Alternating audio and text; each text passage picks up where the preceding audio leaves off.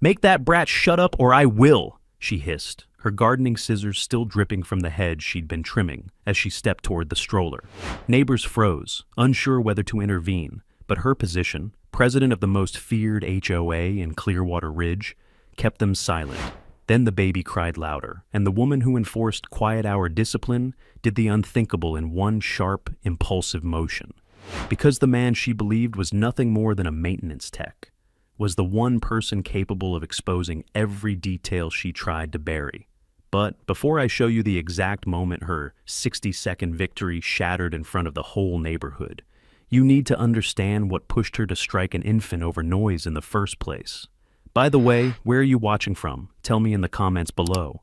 The man behind the stroller didn't flinch. He stepped between the blades and the child, with a calmness that didn't belong to moments like this. Steady, controlled, almost practiced. He didn't shout, threaten, or even raise his hands. He only said her name once, low and even, and something in his voice made her hesitate despite herself. He wasn't supposed to look like that, unmoved, unafraid. She expected panic. He gave her calculation. Rowan had lived in Clearwater Ridge just long enough to recognize the pattern. When someone stepped out of line, the HOA president struck fast and struck loud. But today, she crossed a boundary no rulebook had ever written.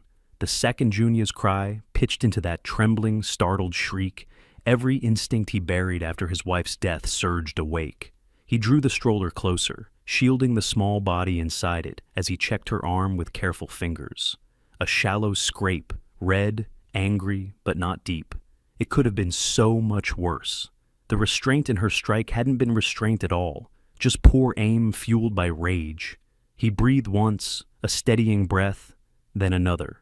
Junia whimpered, her tiny fists curling against his chest as he lifted her. The street was silent except for her cries and the rustling of leaves she had been cutting moments ago. He didn't look at Marissa first. He looked at Junia, whispering soft rhythms against her hair until her shaking slowed. His hand never left the wound. His breath never lost its rhythm. He let the calm settle before turning toward the woman who believed infants were community violations waiting to be punished. "Noise complaint filed," she spat, already pulling out her phone, already rehearsing her defense, already framing the story as though she hadn't been the one holding the weapon. "You refused to cooperate. You charged at me. I acted in self-defense." His jaw shifted. Not anger, not fear, just that same quiet calculation that always unnerved people who underestimated him. He didn't chase her lies with words. He didn't argue. He didn't plead. He had learned long ago that truth didn't need volume, it needed precision. Dr. Kress stepped out from across the street, having witnessed more than she realized. The pediatric resident approached with measured urgency, his eyes going first to the wound, then to the scissors still trembling in her grip. Marissa jerked them behind her apron, as if the gesture made them disappear. "You stabbed a 6-month-old over crying?" the doctor asked, disbelief hardening into something sharper. She recoiled at the accusation, desperate to regain control of the narrative. "He lunged at me," she snapped, pointing at Rowan as if the gesture alone could rewrite reality. "He's unstable. Everyone knows it." But everyone didn't know it. Most only knew him as the quiet man who fixed broken porch lights and reset tripped breakers for free. The one who always said thank you. The one who never raised his voice. The one who walked the neighborhood with a stroller at sunrise because his daughter slept best to the sound of leaves brushing against pavement. They didn't know what he used to be. They didn't know why he'd walked away from federal work. They didn't know the kind of precision he could bring to a wound pattern with nothing more than memory and instinct. And they didn't know he had already seen the angles, the downward motion of her strike, the hesitation point in her wrist, the impact pattern on Junia's stroller canopy. Evidence didn't lie. People did. He shifted Junia in his arms, her cheek pressed against his shoulder, and looked at Marissa with an expression she couldn't decipher. Not fury, not fear. Something worse for her, certainty. "We'll let the board sort this out," she barked. "Emergency violation hearing, first thing tomorrow." Of course she wanted a hearing. HOA hearings were where she ruled unchallenged. He nodded once, not in agreement, in acknowledgement of what came next.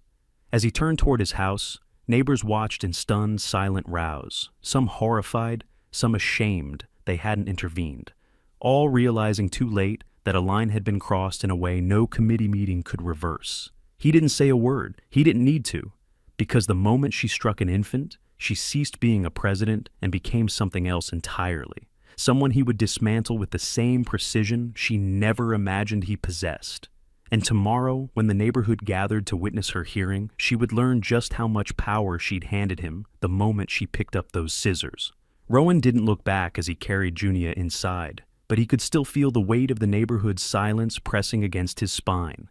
The door clicked shut behind him, muting the whispers outside. He set Junia gently on the couch, checked her bandaged arm, and let the rhythm of her breathing guide his own. She was safe for now, shaken, but safe. That had to be enough until morning. He moved through the house with methodical calm, turning on a single lamp, washing the drying blood from his hands, and wiping the stroller canopy clean, only after taking mental snapshots of every streak and smudge. He'd already memorized the angle of impact, the shape of the tear, the shallow arc that revealed more about Marissa's intention than her performance tomorrow ever would. He wasn't preparing for the HOA hearing. He was preparing for the truth to stand on its own legs. The lamp buzzed softly in the corner as he retrieved a small case from the top shelf of the hall closet. A relic of the life he no longer lived. He hadn't opened it in years, not since his wife's death, not since the moment he'd walked away from federal work, determined to build a quieter world for his daughter. Inside lay tools of a past he never spoke of, precise measuring calipers, microlights, sterile swabs. But the most important tools weren't physical. They were the instincts he'd spent a lifetime sharpening, the ones he used now, not for an agency, but for a child. Junia stirred, her tiny fingers closing around the small silver rattle clipped to her blanket. The sight steadied him more than anything else could. Her mother had chosen that rattle before she ever knew she wouldn't live to see her daughter hold it. It had become the symbol of everything Rowan fought for, quietly, relentlessly. He photographed the wound after carefully unwrapping it. Red, inflamed, shallow enough to heal cleanly, but deep enough to show intention. He rewrapped it in sterile gauze, pressed a kiss to her forehead, and placed her in her crib. Then he returned to the living room and replayed every second of what happened outside. The sound of her scream. The moment the scissors flashed. The way Marissa's hand trembled. Not with fear, but with entitlement. A soft knock broke the quiet. Dr. Kress stood on the porch, concern etched across his features. "I wanted to check on her," he murmured when Rowan opened the door. "And on you." Rowan stepped aside to let him in. The doctor's eyes went immediately to the stroller, the blood-specked canopy still drying, then to the closed case on the table. He didn't ask questions. Maybe he understood instinctively that some men carried histories they didn't advertise. "She'll be all right," Dr. Kress said after examining Junia again. "The wound isn't deep, but this could have been so much worse." Rowan nodded. "It won't happen again." There was no threat in his voice, just certainty. As the doctor prepared to leave, he hesitated. "She's going to try to twist this tomorrow. People like her always do. But you stay calm, all right? Truth has a way of landing where it needs to." Rowan didn't reply. He didn't need to. He already knew exactly how the truth would land, because he would place it there himself. After the doctor left, Rowan sat beside the crib, watching Junia breathe, the silver rattle glinting softly in the low light. The urge to rage, to break, to confront had passed the moment he felt her heartbeat steady against him. He wasn't the man who fought back impulsively. He was the man who dismantled lies patiently. Outside, voices murmured, neighbors discussing the incident, the hearing, the shock. A few defended Marissa, claiming she wouldn't just snap without reason. Others were shaken by what they saw. But none of it mattered yet. What mattered was preparation. He opened the case again and pulled out a small notebook. It wasn't for emotion, it was for facts. Time of incident, 6:14 p.m. Scissor length, approximately 5 inches. Penetration depth, estimated 1.2 centimeters. Angle, downward right-handed strike. Baby's position, stationary, crying, but not moving toward the attacker. Weapon origin, gardening apron pocket. Facts didn't scream, facts didn't tremble, facts didn't lie. When morning came, he carried Junia to the porch and hummed softly while buckling her into the stroller. The wound was healing cleanly. She fussed a little, then settled as he placed the silver rattle beside her. The HOA hall stood at the center of Clearwater Ridge, a polished building Marissa treated like a throne room. As he approached, he saw neighbors gathering, some curious, some uneasy, some whispering theories he didn't bother parsing. Marissa waited at the entrance, pristine in appearance, smiling in a way that strained at the edges. She held a binder thick with printed noise violations. She wanted the room to see her as organized, justified, victimized.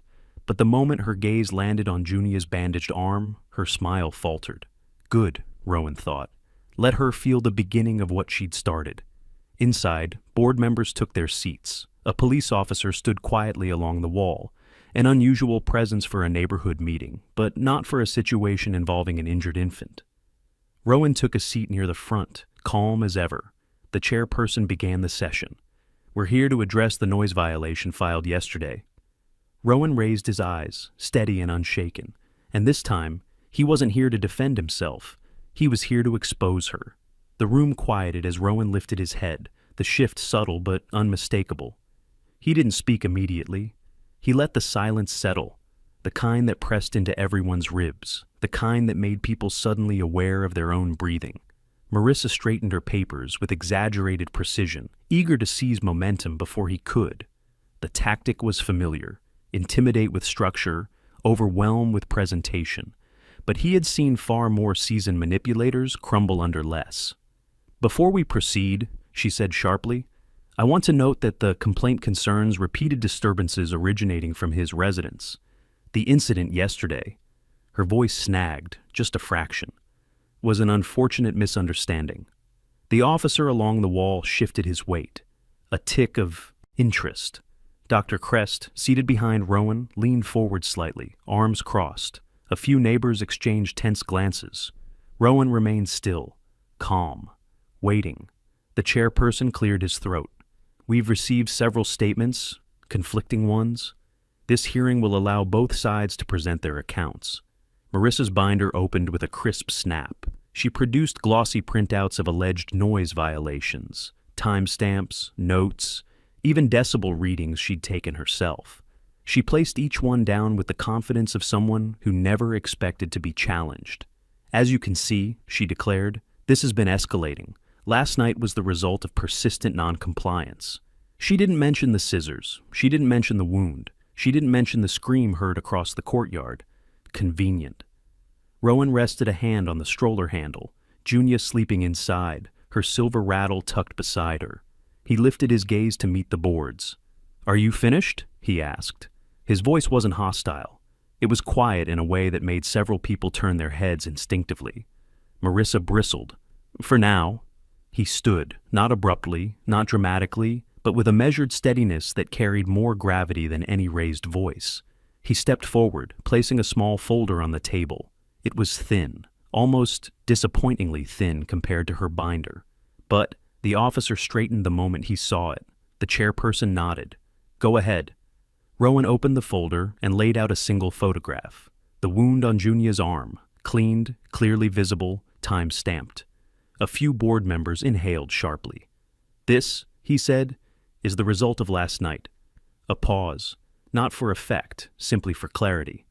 Your president, he continued, approached my child with a pair of scissors, not because of a threat, not because of danger, because she believed a crying infant violated her sense of order. Marissa shot to her feet. That's a lie. No, he replied, not even turning to look at her. It's a fact. He placed a second photograph, this one of the stroller canopy, streaked in a way only someone trained would recognize. Downward angle, approximate penetration depth, just over a centimeter, right-handed strike, infant stationary. One board member pressed a hand to her mouth. Someone whispered, My God. Marissa lunged forward, jabbing a finger at him. You're twisting everything. You're making it sound like I attacked a baby. You did, Dr. Crest said from the back. His voice cut the room cleanly. I saw the aftermath, and I saw your hand on the scissors. Her face drained. The doctor stood, stepping forward. The wound is consistent with an external object forced onto the child, not with a defensive motion, not with the father's hand anywhere near the weapon. Rowan didn't add anything. He didn't need to. The victory strategy was taking shape. Exactly as intended, public exposure, the slow shattering of her constructed authority. The officer stepped closer, arms crossing. "Ma'am," he said evenly, "your statement last night indicated he lunged at you. Was that accurate?" Marissa swallowed. I perceived a threat." "While holding scissors?" the officer pressed. "While approaching the stroller?" She floundered. The room was no longer hers. The binder, once her shield, now looked like a prop from a performance that had lost its audience. Rowan pulled out the final piece of evidence, a printed still frame from the maintenance corridor camera, the one she never accounted for. The angle was perfect, her arm raised, scissors catching the light, the infant's body recoiling. He didn't speak. He gently pushed the image toward the board, letting it speak for itself. The chairperson leaned forward, color draining from his face. "We need a moment." He conferred with two others in hushed tones, but the murmurs rising from the neighbors were louder. "She really did it." "That's an infant? How could she?" "Over crying?" Marissa backed away from the table, breathing unsteady. "This is taken out of context." "There is no context," Rowan said quietly. "Just actions and consequences." He walked back to the stroller, adjusting Junia's blanket, checking her bandage. The gesture was so gentle, so anchored, that several people looked away, embarrassed for ever believing Marissa's version. The officer turned to her, voice low but clear. "Ma'am, I'm going to need you to come with me to answer a few questions." She froze. "You're arresting me based on this?" "No," he replied. "Based on the evidence you provided." He motioned to the photo of the wound, the camera still, the doctor's statement. The truth doesn't need embellishment. Neighbors parted as he approached her. The president of Clearwater Ridge, untouchable for years, found herself cornered by the one variable she never planned for. A man who didn't fight with noise, but with precision. And Rowan watched her with the same quiet certainty he carried through every storm. Because this wasn't revenge. This was the beginning of accountability, and he was prepared to see it through. Marissa didn't move at first. Her legs seemed locked in place, her fingers still clenched around the edge of the table, like she could anchor herself to authority by grip alone. The officer waited, patient but unmoved. When she finally stepped back, stumbling slightly, the room exhaled a collective breath no one realized they were holding. Rowan didn't flinch as she was guided toward the door. His attention remained on Junia, whose tiny hand gripped the silver rattle, as if sensing the tension around her. He brushed a thumb over her forehead, letting her soft breaths remind him of the only thing that mattered. But the moment the door shut behind, "Marissa," the board erupted. "We had no knowledge. This is beyond our jurisdiction." That camera angle. How long has that been recording? She attacked a child. There should have been immediate police involvement. Their panic was disorganized, frantic, and much too late. Marissa's reputation wasn't just cracking, it was collapsing under the weight of truth. And Rowan watched their spiraled reactions with the same calm precision he maintained during federal debriefings years ago. The chairperson finally slammed his hand on the table. "Enough, we need order." But order was an illusion, one Marissa had controlled through intimidation and structure. Without her presence, the board was simply a collection of anxious neighbors unsure of their own authority. The officer approached Rowan, lowering his voice. "I need you at the station this afternoon for a formal statement, and I'll need the original copies of these photographs." Rowan nodded. "I'll bring everything. And the camera footage? It's already preserved on a separate drive." The officer blinked, surprised but grateful. "That's very thorough." Rowan didn't respond. He didn't explain. He simply placed a hand over Junia's blanket again, as if anchoring himself to the present. Neighbors began drifting out of the room, some whispering apologies, others avoiding his gaze entirely. Dr. Crest approached last, offering a steadying nod. "You handled that well," the doctor said. Rowan adjusted the stroller buckle. There was no reason to handle it any other way. But Crest didn't step back. "Most parents would have lost control." He didn't say the rest aloud. Most parents aren't trained to stay still under pressure. Rowan lifted the folder, tapping it once with 2 fingers. "Evidence isn't emotional," he said. "It doesn't need volume." The doctor studied him, really studied him, for the first time. You've done this before. It wasn't a question. Rowan didn't answer. As they exited the hall, sunlight spilled across the courtyard where the incident had unfolded. Neighbors gathered in clusters, watching with wide eyes as the officer led a trembling Marissa toward a patrol car. The pristine, immaculate president of Clearwater Ridge looked nothing like the woman who had commanded fear for years. Now, she was simply small, cornered by her own decision. Rowan paused at the steps, Junia beginning to stir. He rocked the stroller gently, letting her settle before moving again. Across the lot, a few residents approached cautiously. "I'm sorry," one woman whispered. "We never imagined she'd go that far." Another man stepped forward. "If there's anything you need, anything at all, let us know." Rowan nodded once, polite but detached. Sympathy wasn't his objective.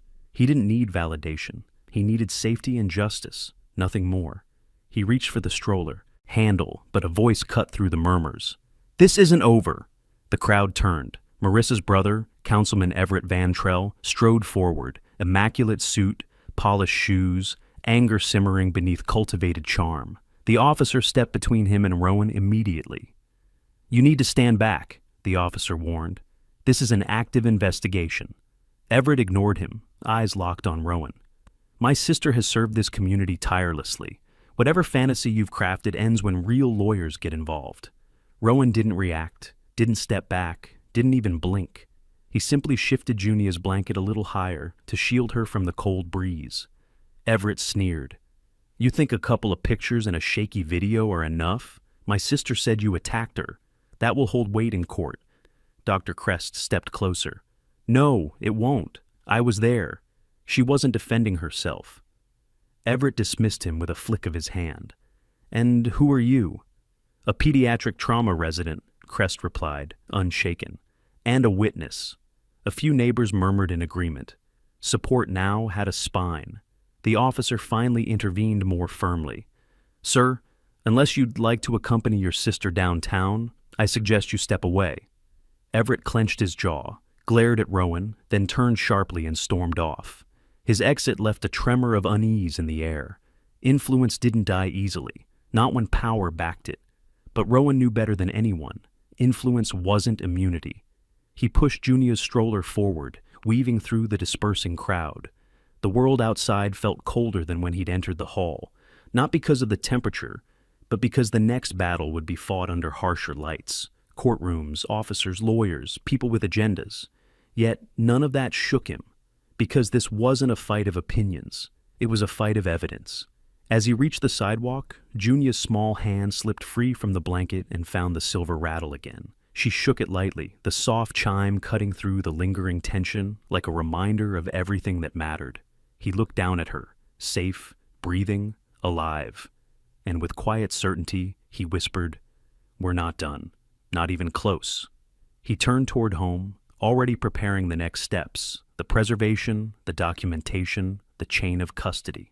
The victory strategy had begun. Public exposure was only phase one. Precision would finish the rest. Rowan walked home with the same composed rhythm he carried through the hearing, but inside his chest, a slow, coiled alertness had awakened.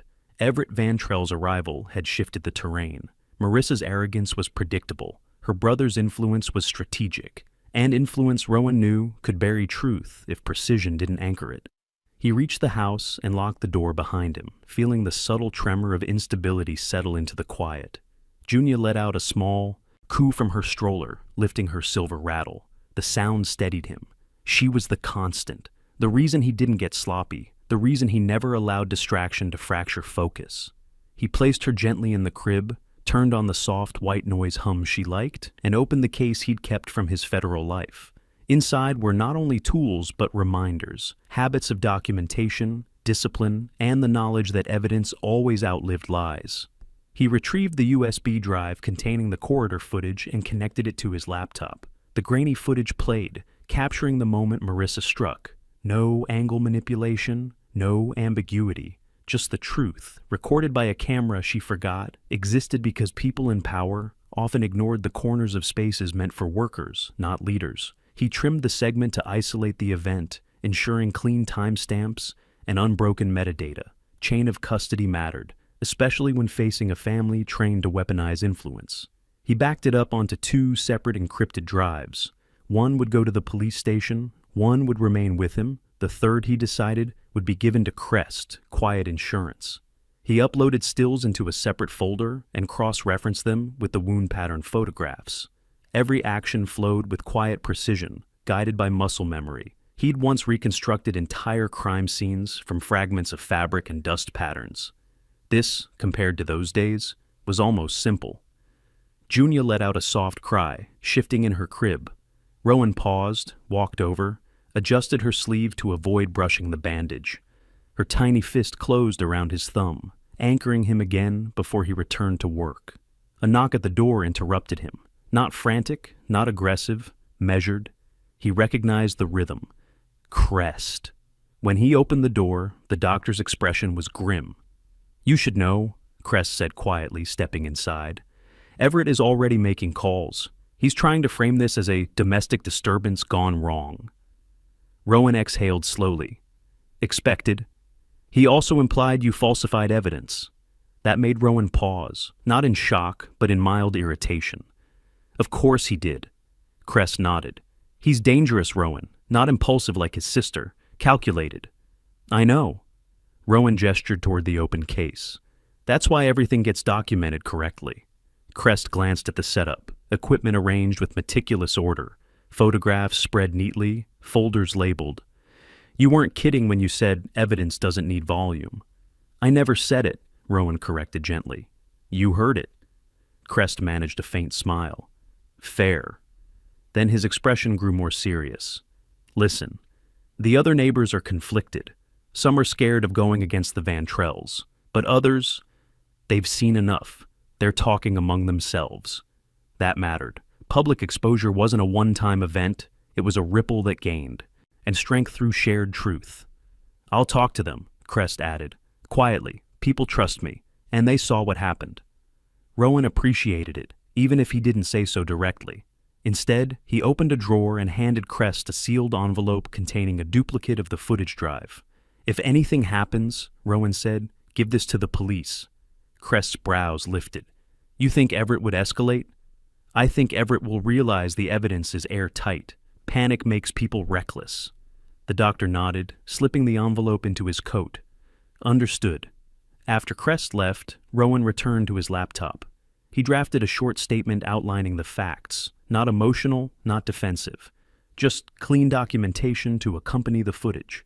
It was the same structure he once taught junior agents. Keep it direct, timeline-based, devoid of speculation. He printed 2 copies, signed and dated them. By early afternoon, he arrived at the police station. The officer from the hearing greeted him with a nod. "We were expecting you." Rowan handed over the sealed drive and the printed statement. The officer skimmed the report, eyes widening slightly at the clarity. This is thorough." "It needs to be," Rowan replied. "You're going up against a political family. Sloppy evidence gives them cracks to slip through." The officer motioned to one of the detectives. "You'll want to see this." Rowan answered questions with calm specificity. No dramatics, no embellishments. He explained the wound pattern, the angle, the metadata, the proximity of the strike. Detectives exchanged looks, the kind that indicated their case had just strengthened. When the formal portion ended, the officer leaned forward. "Everett's already called the station twice. But this evidence?" He tapped the drive. "This won't bend." Rowan stood. "Good. It's not meant to." As he exited the station, a message pinged on his phone. An unknown number. He opened it. A single sentence. "Withdraw your accusations if you want this to go away." No threats, no names. Everett didn't need to sign it. Rowan slipped the phone back into his pocket and walked toward home. Evening shadows stretched long across the pavement, but he didn't hurry. He had faced far worse intimidation than a councilman's posturing, and the victory strategy demanded patience. Public exposure had begun. Now came the deeper unraveling, the part where influence failed and truth sharpened into consequence. At home, Junia reached for him, rattle chiming softly. He lifted her, steady as ever. "Let them try," he murmured, because precision would always outlast power. The message lingered on Rowan's phone screen long after he'd tucked it into his pocket. Its implication clear. its intention predictable. Intimidation didn't unsettle him. It simply clarified the next phase. He locked the door behind him, the familiar click grounding him as he carried Junia to the living room. She nestled against his shoulder, her tiny fingers wrapped around the silver rattle, her anchor, his reminder. He stood by the window for a moment, watching the trimmed hedges sway in the wind. Marissa's handiwork. The same hedges she'd been cutting when she turned a tool into a weapon. Influence had always been her shield, but without freedom, influence dissolved. Everett, however, he wouldn't let the case die quietly. Men like him didn't react emotionally. They strategized. They probed for weaknesses. Rowan lowered Junia into her swing, ensuring her blanket covered the healing wound. She cooed softly. He brushed her cheek, then turned to his laptop. The police now had the footage. Crest had the duplicate. And he had one more drive locked in the safe beneath the floorboards. Triple redundancy. The foundation of any airtight case. His next task was understanding Everett's pressure points. Influence flowed through networks, not noise. If Everett was contacting the station already, he'd escalate soon. Perhaps a complaint against Rowan, perhaps a planted rumor, perhaps pressure on the HOA to frame the narrative differently. Anticipation wasn't fear, it was preparation. A knock sounded, not frantic, not hesitant. Controlled. Rowan approached the door with Junia's monitor in one hand. When he opened it, a cluster of neighbors stood outside. Some he recognized, some he barely knew. Their faces were drawn with worry, guilt, uncertainty. An older woman stepped forward. "We, wanted to check on your little girl." Another man nodded. "We didn't say anything yesterday. We should have." Rowan didn't offer forgiveness. He didn't offer blame. He simply stepped aside, letting them into the foyer. They gathered quietly, the silver rattle's soft chime drifting from the swing behind him. "How is she?" the woman asked, voice trembling. "Healing," Rowan said. They exhaled collectively. One neighbor, a younger woman with folded arms, finally spoke. "We saw everything. Some of us were too scared to call it out. Marissa, she had a hold on this place. And her brother," another added. "If he's involved, the HOA will try to bury this." "They won't," Rowan replied. "Not this time." A beat of silence. Confidence wasn't loud. His never was. It was the quiet certainty that made people listen. The younger woman shifted. "We want to help. If you need statements, anything." Crest must have spoken to them already. Rowan nodded. "Write what you saw, sign and date it. Give one to the police and one to me." They exchanged glances, relief mixed with purpose. People often wanted direction more than courage. As they left, one man lingered. "You're not just a maintenance tech, are you?" Rowan paused. Then, "No." The man nodded, accepting the boundary without pushing further. Some truths didn't need clarification. After the door shut, Rowan returned to the swing. Junia batted at the silver rattle, its soft chime echoing through the quiet. He checked her bandage again, then stepped into his office, a small room he rarely used, its walls lined with books from his past life, criminal trajectory analysis, evidence interpretation, behavioral pattern modeling. He ran his fingers along the spines briefly before pulling out a thin folder. Inside were blank forms he used to train junior agents, templates for reconstructing incidents with precise detail. He began filling one out now. Sequence of aggression, weapon retrieval, threat declaration, strike trajectory, injury consistency with tool, witness placement. Each line built a narrative grounded in evidence, not emotion. He was halfway through when his phone buzzed again, this time with a private number. He declined the call. It rang once more, declined again. The third time, a voicemail notification appeared. He let it sit. People with power were used to forcing responses. Rowan's silence was its own disruption. Junia began fussing in the next room, pulling him away from the desk. He lifted her, resting her against his shoulder, swaying gently. Her small hand brushed over the silver rattle still looped onto her blanket, its familiar feel calming her quickly. As she settled, he walked to the window. Down the street, a sleek black sedan idled, unfamiliar, tinted. Everett's influence came with resources. Rowan watched it without alarm, memorizing its plate before it drove off. Another tactic, observation, pressure. He placed Junia back in her swing and finally played the voicemail. Everett's voice filled the room. Withdraw your claims. You don't know what you're stepping into. My sister is sick. She needs help, not punishment. If you continue this, I will ensure you regret it. Not a denial, not even a defense. A threat wrapped in sentiment. Rowan deleted the message but logged the timestamp. Influence often betrayed itself through tone. He stepped back to the desk, added a new page to his file. Attempted witness intimidation. Recorded. He documented the call exactly as he'd document a crime scene. As night settled, he rocked Junia beside the couch. Her eyelids fluttered, drifting into sleep. Outside, the wind rattled the hedges, the same ones trimmed by the scissors used against her. Rowan tucked her blanket tighter, the silver rattle glinting softly in the lamplight. "We're just getting started," he whispered, because public exposure wasn't the end. It was the discovery phase, and he intended to reveal every layer Everett and his sister tried to hide. The house was quiet except for the rhythmic sway of Junia's swing and the faint metallic chime of the silver rattle brushing against her blanket. Rowan watched her for a moment, letting the calm settle before turning back to his notes. Part of him hated documenting the intimidation call. Even after years away from federal work, he still felt the weight of evidence, the responsibility of recording it correctly. But every detail mattered, especially now. A soft buzz vibrated on the counter, another message, this time from Crest. "Call me when you can. Someone approached me tonight. About you." Rowan narrowed his eyes. Everett was expanding his circle. He pocketed the phone, lifted Junia from the swing, and positioned her carefully against his chest. She slept with her tiny fingers curled around the silver rattle, the one object that followed her everywhere, a quiet echo of the mother she never met. He stroked her back once, then laid her gently in the crib before stepping outside to return the call.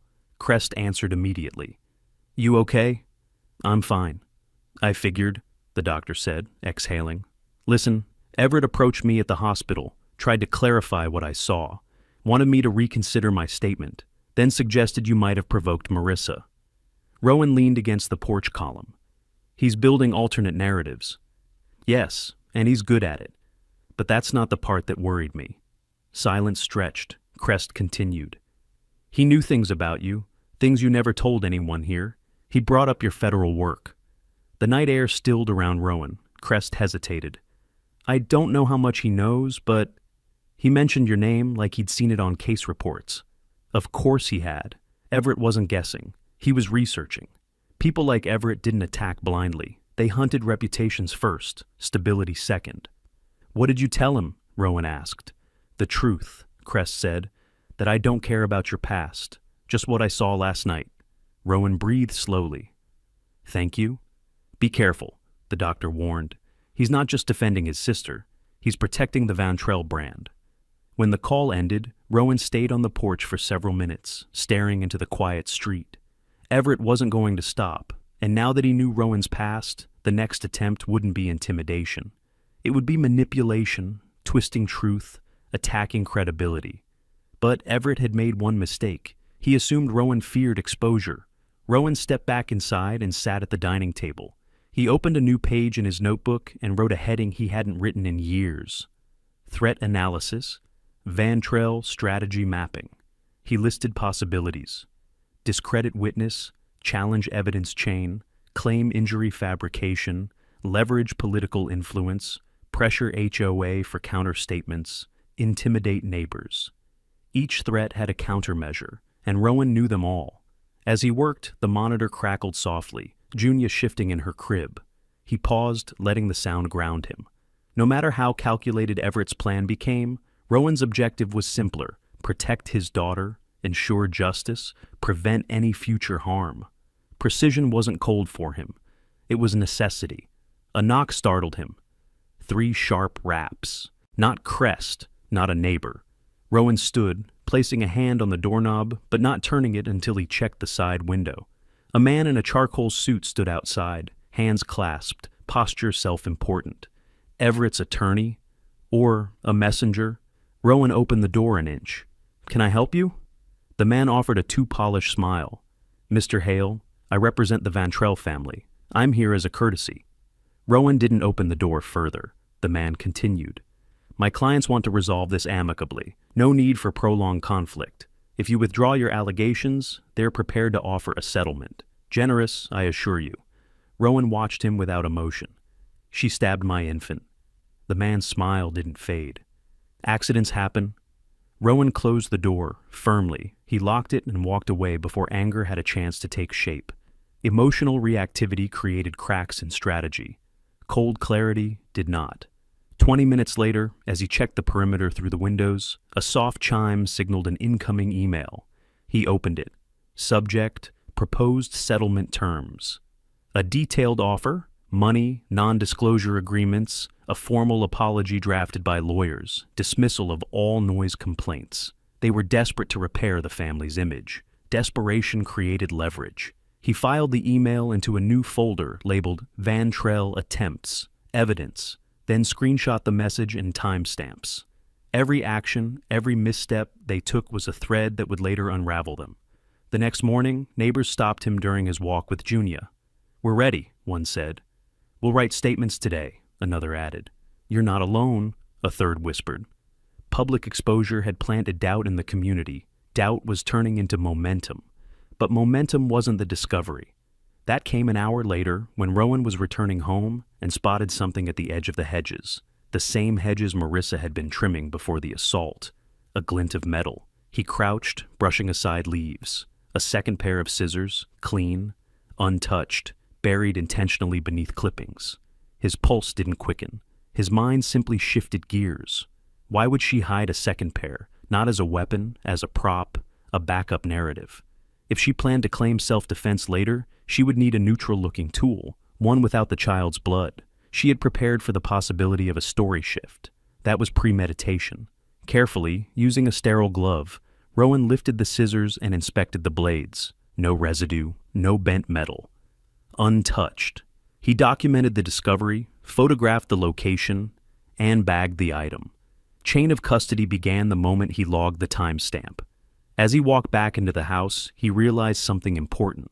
This wasn't just going to be a case of assault. This was becoming a case of intent. Precision was no longer just his advantage. It was becoming her downfall. He lifted Junia from her crib and held her close. The silver rattle chimed softly. A sound of innocence. A sound she nearly lost. "We're moving to the next phase," he whispered, because discovery had begun, and the truth was sharpening. Rowan held Junia against his chest for a long moment, letting the steady rise and fall of her breath anchor him before placing her gently in the crib. The silver rattle rested beside her, glinting faintly in the softened morning light, an echo of everything he was fighting to protect. He stepped back, gaze steady, mind sharpening around the discovery he'd just made outside in the hedges. A clean pair of scissors, hidden deliberately. Not used, not discarded, prepared. That single choice changed the entire trajectory of the case. It meant intent wasn't born from impulse. It was constructed, rehearsed, concealed. People only hid backups when they expected to need alternate stories. Marissa had prepared for a lie long before she ever swung the blade. He placed the evidence bag onto the table, noting the timestamp, location, and condition, then locked it inside the safe beneath the floorboards. The first phase of the victory strategy, public exposure, had already destabilized her authority. The discovery phase had supplied him with something stronger, the pattern behind her behavior, the kind that unraveled influence from the inside. A chime from his phone pulled his attention. A new message from Crest. "Police want you to come in again this afternoon." Something new came up. Rowan typed a brief acknowledgement and glanced toward the monitor. Junia slept peacefully, completely unaware of the weight pressing into the walls around them. He grabbed a jacket, checked the locks twice, then headed out. The street outside had changed. Neighbors no longer whispered in clusters. They watched openly, eyes following him with a mix of caution and reluctant admiration. People respected stability when everything around them was tipping, and Rowan had become the quiet center they calculated their reactions around. Halfway down the block, a woman approached, clutching a folded sheet of paper. Her hands trembled. "I wrote my statement," she said. "I'm sorry it took so long. I should have done it sooner." He accepted it. "Thank you." "Everett came by late last night." She swallowed. "He wanted me to reconsider what I saw, said I must have misinterpreted everything." Rowan's expression didn't change. Did you? She shook her head fiercely. No, and I won't be bullied into pretending otherwise. He nodded once, tucking the statement into his jacket. If he comes again, call the officers handling the case. She breathed out shakily and hurried away. Neighbor after neighbor emerged as he continued walking, some offering statements, others sharing small details they remembered from the incident. Nothing dramatic, nothing explosive, but Rowan knew the truth about patterns. Small fragments built the strongest. Cases. At the end of the street, the black sedan returned. Same tint, same idle hum, same uninterested pretense of coincidence. Rowan memorized the plate again, ensuring nothing slipped between the lines of his awareness. He reached the police station just after noon. The officer from before ushered him in immediately. New information surfaced this morning, the officer said. We thought you should hear it. Inside the conference room, Detective Hale, no relation, placed a file on the table. We executed a search warrant on Marissa's home. Rowan sat quietly, hands folded. She kept detailed logs of problem households. The detective continued. Your name and your daughter's appear more than 20 times. Some notes mention removable disturbances. A slow breath left Rowan's chest, not shock, confirmation. You should also know, the detective added, we found shredded drafts of incident reports she planned to file after the assault. The versions she shredded contradict each other. Cress stepped in from the adjoining room. That shows intention, right? He asked. It shows planning, the detective said. Combined with your evidence, it strengthens the case significantly. Rowan retrieved the sealed evidence bag from his jacket. I found this in the hedges outside our building. The detective lifted the scissors carefully. Clean, no blood, no residue. He stared at them. Backup? Yes, Rowan replied, for whatever narrative she needed next. The detective's jaw tightened. This seals the motive. Crest spoke quietly, his expression tinged with unease. She actually prepared for hurting a child? Rowan didn't answer. The truth sat between them, like a weight none of them needed verbalized. After filing his supplemental report and turning over the scissors, Rowan stepped out of the station into the bracing afternoon wind. The cold air sharpened everything, the noise of traffic, the whisper of leaves, the distant murmur of people navigating ordinary days.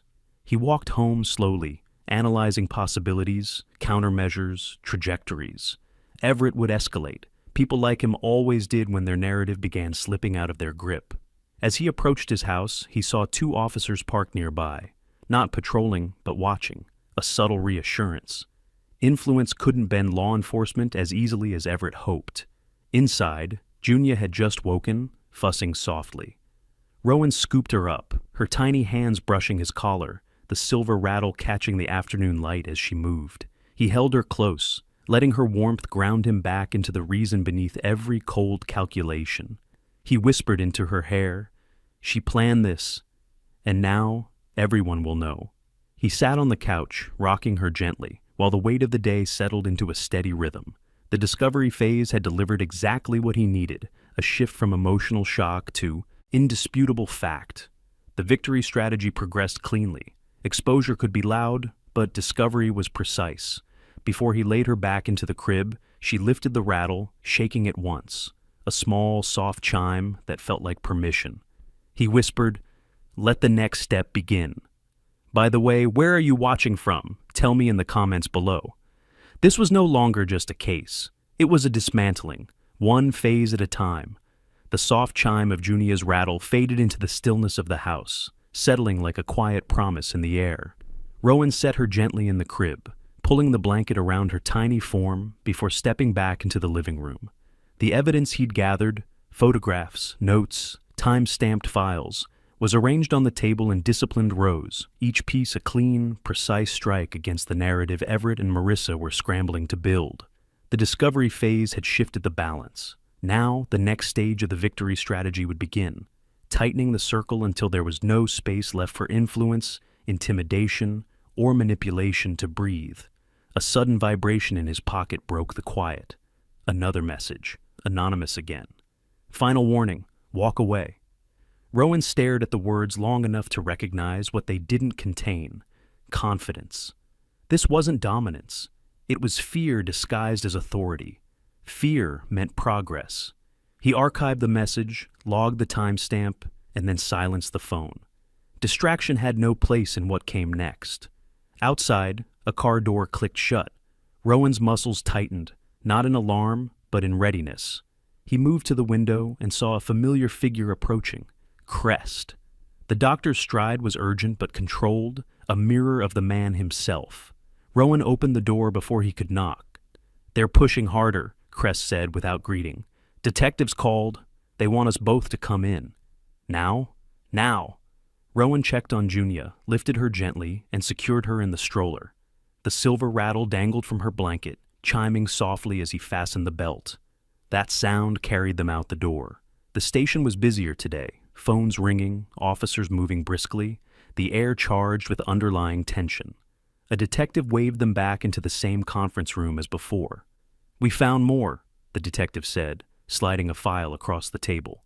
"And we need your interpretation of it." Rowan sat. Crest hovered just behind him, arms crossed.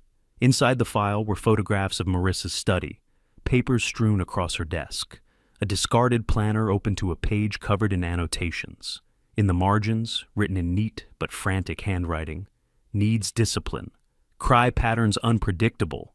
Possible removal options. Need backup tool." Crest swore under his breath. Rowan didn't blink. "She premeditated," Rowan said. "That's beyond assault. That's intent." The detective nodded slowly. "We thought the scissors in the hedges were a backup, but these notes confirm they were part of a plan, not reaction, design." He handed Rowan another photograph, a printed email draft never sent. "If he becomes aggressive, I can claim defensive response. Must document behavior." Rowan recognized the tactic. Fabricate a threat, then respond with justified force. He'd seen this pattern before, in federal cases involving calculated harm disguised as hysteria. "Is there more?" Rowan asked. "Yes," the detective replied. "Everett tried to intervene during processing. We flagged it. It's on record now." Crest glanced at Rowan. "He's losing control." Rowan leaned back slightly, centering himself. "Good. Because loss of control meant desperation, and desperation led to mistakes." The detective studied him for a moment, curiosity mixing with respect. "You're calm. Most people in your position would be cracking." Rowan shook his head once. "Cracks come from chaos, not from evidence." The detective scribbled something into his notes. "We're filing additional charges today. Attempted murder, obstruction, and conspiracy.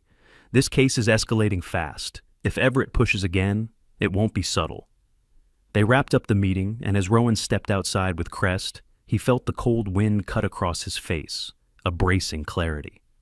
"You okay?" Crest asked quietly. Rowan nodded. "This is where the real tightening begins. Everett won't take this quietly. I'm counting on that. Because Everett Van Trell's greatest flaw wasn't arrogance. It was predictability." Back home, Rowan placed Junia into her crib. She reached for the silver rattle instantly, shaking it once as if signaling recognition of the moment's shift. He sat at the table and opened his laptop. The screen illuminated his face with a cold glow as he typed out a message, not to threaten, not to warn, but to record. 2. Investigations Unit. Subject supplemental findings, Van Trell case, attachment behavioral pattern, summary prepared remediation.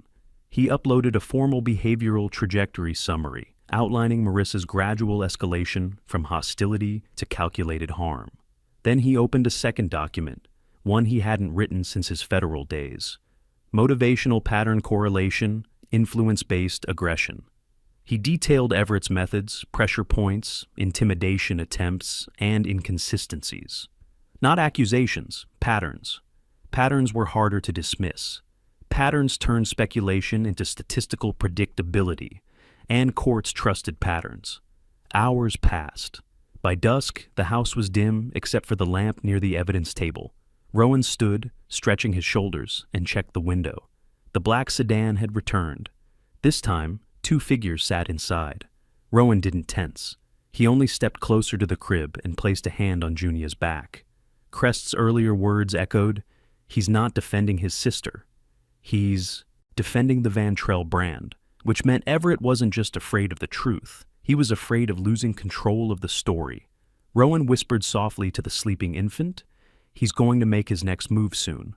But this time, Rowan was already ahead. He locked the evidence case, checked the security cameras he'd installed earlier, prepared a report that tied every threat, every manipulation, every message into a cohesive line. The victory strategy had officially entered the setup phase. Exposure had begun the unraveling. Discovery had sharpened the truth. Now, preparation would close the net. And as the sedan outside finally drove off, Rowan knew exactly how this next phase would end. For the first time, he allowed a whisper of quiet finality. "Tomorrow, everything shifts." "Tomorrow, everything shifts," Rowan had whispered, and by morning, the shift was already underway. The black sedan didn't appear at dawn for its usual surveillance, which meant Everett was changing tactics. Predictable. Pressure from a distance would pivot into pressure from proximity.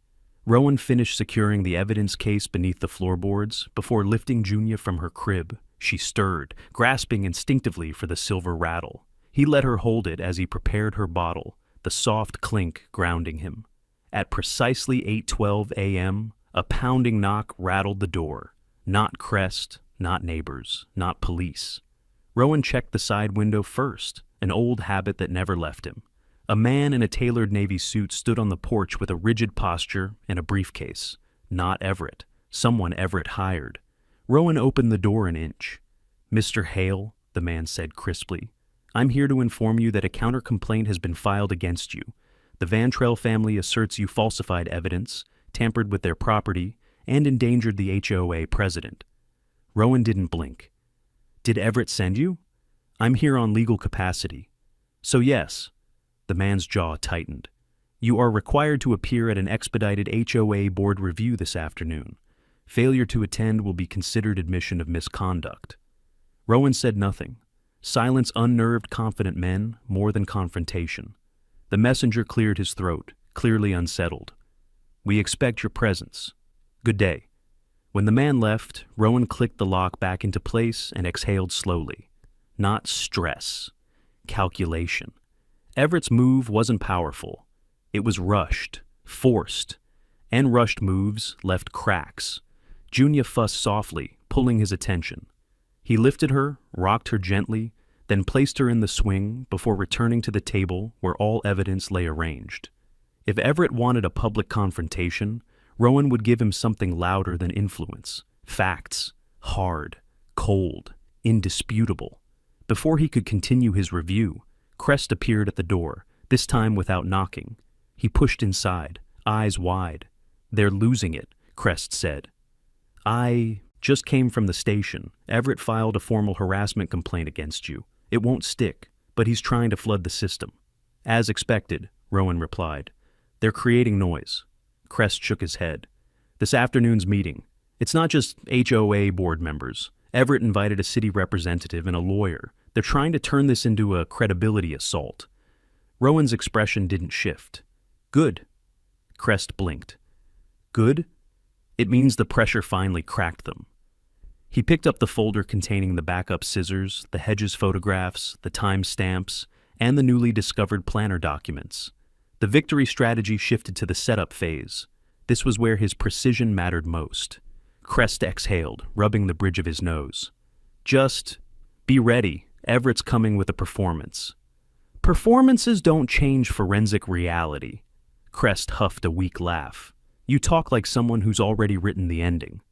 Rowan paused. "Because I have." The afternoon meeting was set in the HOA's main hall, the same one Marissa once used as her throne room. But today, the atmosphere was different, tense, watching, waiting. Rowan entered with Junia's stroller beside him, the silver rattle visible against her blanket. Neighbors parted wordlessly. Some nodded, some whispered. All had seen enough by now to sense the fault lines beginning to split.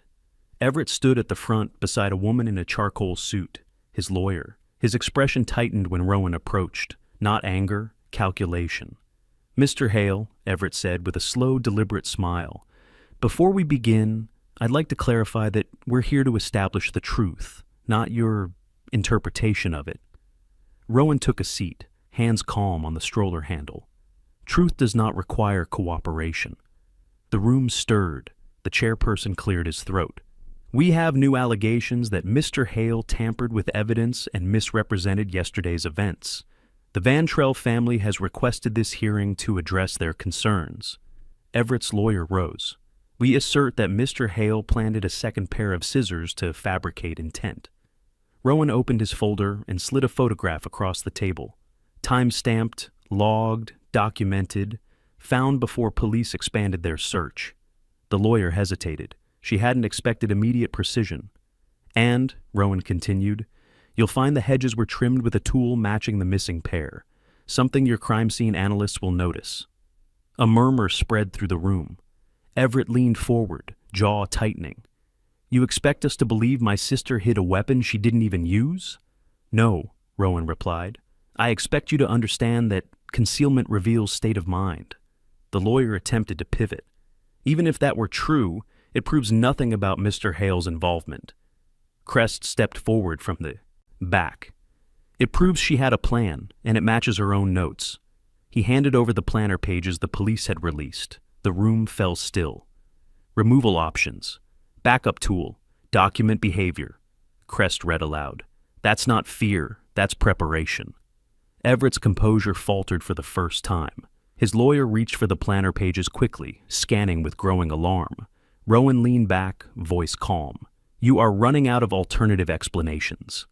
The officer from earlier stepped inside, handing the chairperson a sealed document. New charges have been approved, the officer announced. Attempted murder, evidence manipulation, premeditation. Everett whipped around. On what grounds? On all of these, the officer said, motioning to the evidence Rowan had supplied. Neighbors gasped. Someone whispered, She planned it. Rowan stood slowly, adjusting Junia's blanket as she stirred. The silver rattle chimed gently. Everett glared at him. You did this. No, Rowan said softly.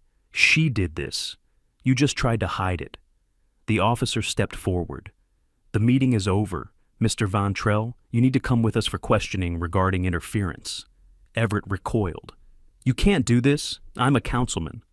And she's a child, Rowan replied. Silence swallowed the room. The Van Trell advantage was gone, and the victory strategy tightened fully into place. Tomorrow would bring the collapse. Everett's stunned silence lingered in the hall long after the officer escorted him out.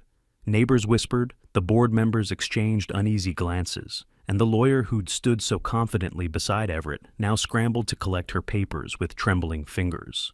The meeting had ended, but the rupture it caused was only beginning to spread.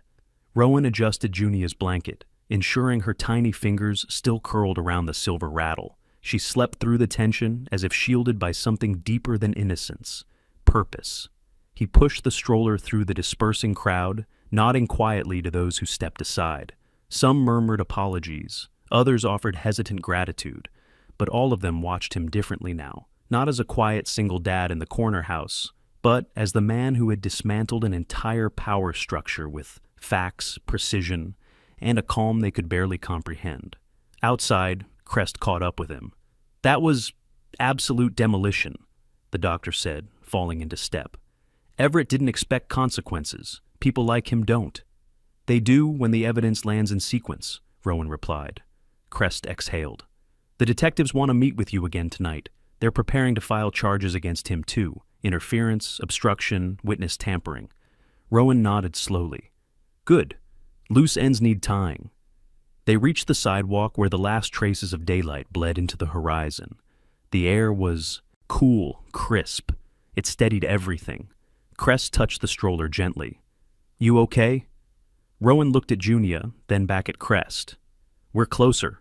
Crest nodded, expression softening. Text me when you get home. Rowan watched him leave before turning down the quiet street. Houses glowed from inside with evening warmth, normalcy wrapped in windows. He paused in front of his own home, scanning instinctively. No black sedan, no shadows lingering. But calm never tricked him. Calm simply meant the next move hadn't revealed itself yet. Inside, he set Junia in her crib. She stirred, lifting the rattle and dropping it again. A small metallic chime marking the moment like punctuation. Rowan stood beside her for a full minute before moving to the table.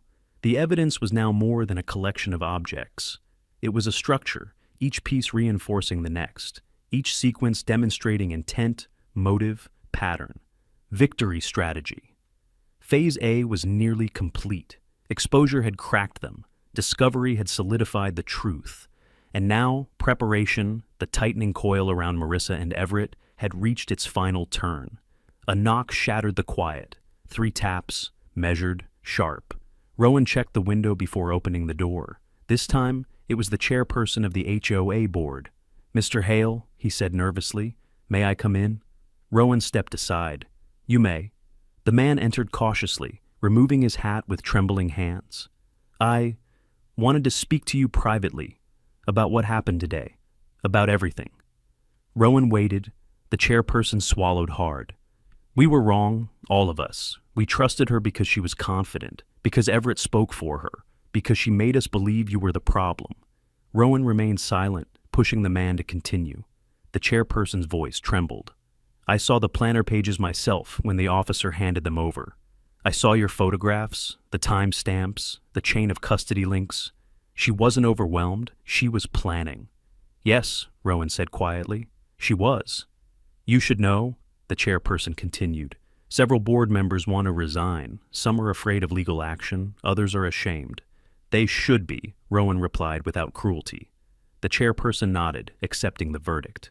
"There will be a formal apology issued to you and your daughter. The HOA is dissolving pending audit."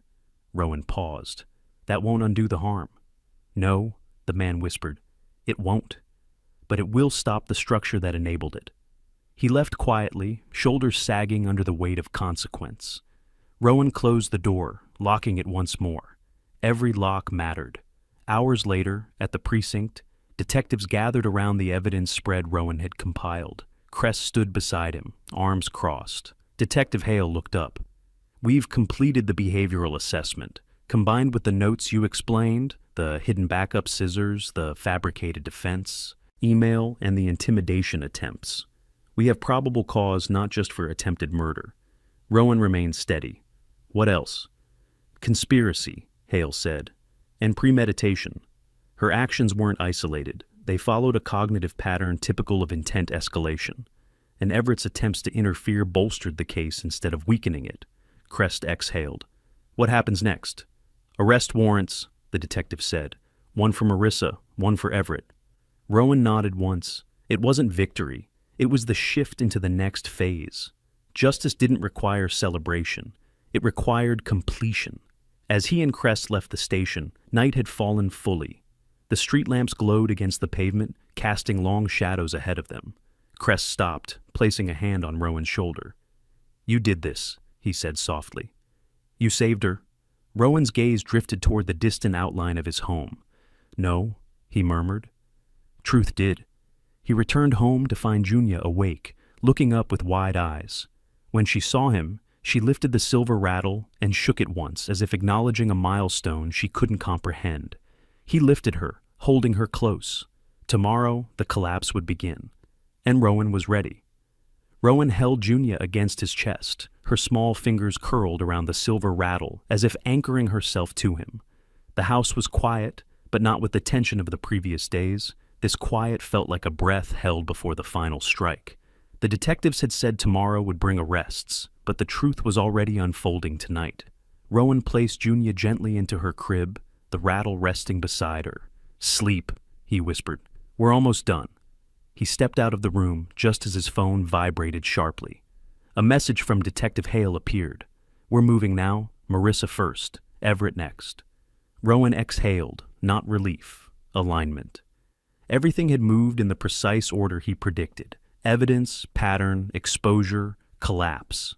He grabbed his jacket and stepped outside, knowing he wouldn't interfere, but would witness the outcome of weeks of quiet calculation. The street was colder tonight, the kind of cold that sharpened the senses. Several police cruisers rolled slowly toward Marissa's house. Neighbors peeked from behind curtains and porch lights. Some held their breath, some whispered. All watched. As Rowan reached the edge of the property line, the officers approached the door. They knocked firmly. "Police, open up." Lights flicked on inside. A shadow moved. Then Marissa's voice, wavering. Is this about the misunderstanding? I already spoke with my brother. The door opened and the officers stepped in. One read out the charges: attempted murder, premeditation, conspiracy, falsification of reports. The list was longer than her breath could hold. Marissa's face drained. No, that's not what happened. He's manipulating you. He planted evidence. Ma'am, the officer said, we have documented notes in your handwriting, hidden tools, witness statements, audio from your intimidation attempts. Her gaze snapped toward Rowan standing by the curb. Not rage, fear. The realization that her story had finally encountered something it couldn't overpower. You ruined everything, she screamed at him as officers cuffed her. Everything. Rowan did not look away. No, he said quietly. You did. They escorted her to the cruiser. Neighbors who once obeyed her now stepped back from her, like she was a warning sign they'd ignored for too long. Minutes later, another set of cruisers turned onto the street, this time heading toward Everett's home. His porch lights were already on, as if anticipating confrontation. His lawyer stood in the driveway, trying desperately to get ahead of the situation. It didn't matter. Detective Hale approached with another warrant. Everett stepped out of his home in a crisp shirt, attempting to hold on to authority. This is political retaliation, he said loudly. You don't have grounds. We do, Detective Hale replied. Multiple counts of obstruction, witness tampering, interference with an active investigation, harassment, attempted coercion. Everett tried to laugh. This will not hold in court. It will, Hale replied, because the man you targeted documented everything. Everett looked past the officers and toward Rowan, anger twisting into disbelief.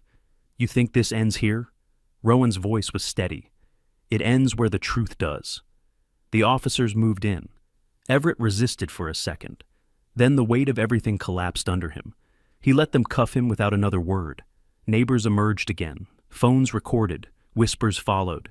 He pushed too far. Finally, poor child. She never deserved any of this. Rowan didn't stay to savor any of it. Victory wasn't spectacle. It was safety, restored, brick by brick. He turned and walked home, the night air settling around him like closure beginning to take shape.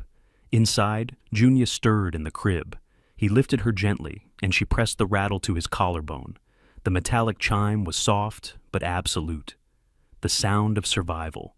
He sat in the rocking chair, holding her close. It's done, he murmured. Truth spoke louder than influence, and you'll never face danger like that again.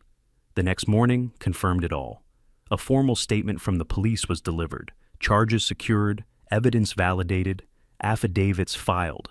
The HOA board voted unanimously to dissolve themselves pending investigation. City officials announced a review of all cases influenced by Everett. The system that once protected them had shifted entirely. Crest visited later, exhaustion etched in his features but softened by relief. You kept us all steady, he said. You turned precision into protection. Rowan shook his head. She was the reason. Everything else was just direction. Crest smiled faintly. So what happens now? Now, Rowan said, looking toward Junia, we rebuild. He spent the day removing the security cameras he no longer needed, the reinforced locks installed during the tension, and the extra barriers placed around the house. Each removal was an act of reclaiming peace instead of expecting threat. That night, he stood at Junia's crib one last time before lights out. She slept with the silver rattle in her hand, a symbol of what began this fight and what ended it. He touched her hair gently. This isn't a story about danger, he whispered. It's a story about what a father becomes when danger arrives. He stepped out of the room, letting the door ease shut, knowing the world outside had shifted because one man refused to back down. And because truth, when sharpened correctly, cuts deeper than any blade. Subscribe and don't miss what comes next in this journey of justice and courage. Trust me, you'll feel it. And tell me in the comments, what injustice should we tackle next?